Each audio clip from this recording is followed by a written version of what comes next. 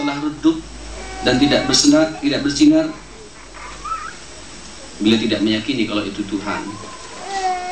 Beliau melihat bulan yang sedang purnama, indah, enak dipandang oleh mata, itulah barangkali Tuhan.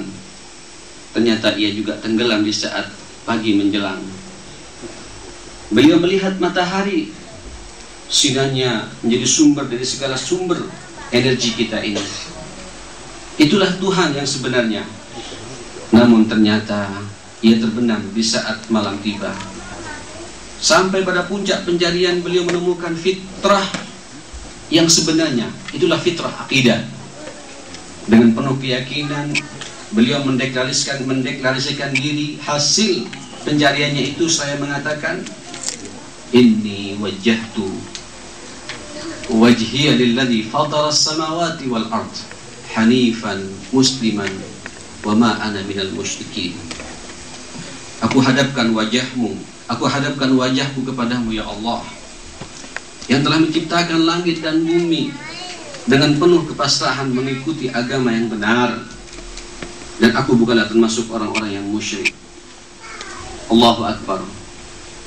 Ikhwatal iman, kalau kita renungi ini, mungkin kita tidak lagi melihat orang yang menyembah bintang pada saat ini, atau menyembah bulan, apalagi matahari. Namun sekarang banyak bintang-bintang abstrak yang lebih menarik dan lebih menyilaukan mata kita. Bintang kedudukan, bintang kekayaan, bintang kecerdasan, bintang-bintang lainnya yang untuk mengejarnya terkadang harus melawan fitrahnya itu sendiri, menghalalkan segala cara, tidak lagi patuh kepada ketentuan-ketentuan Allah Subhanahu wa ta'ala.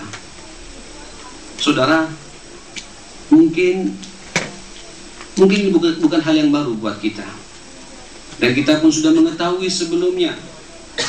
Namun, ma'asyil muslimin, khatib yang berbicara di sini, saya hanya ingin mempertegas pada kesempatan ini pula, bahwa siapa saja, masyarakat mana saja, bangsa mana saja yang tidak lagi berkeyakinan dengan benar, berakidah dengan benar, tidak menyandang predikat akidah yang benar, maka keterpurukan dan kehancuran akan mereka rasakan, cepat atau lambat.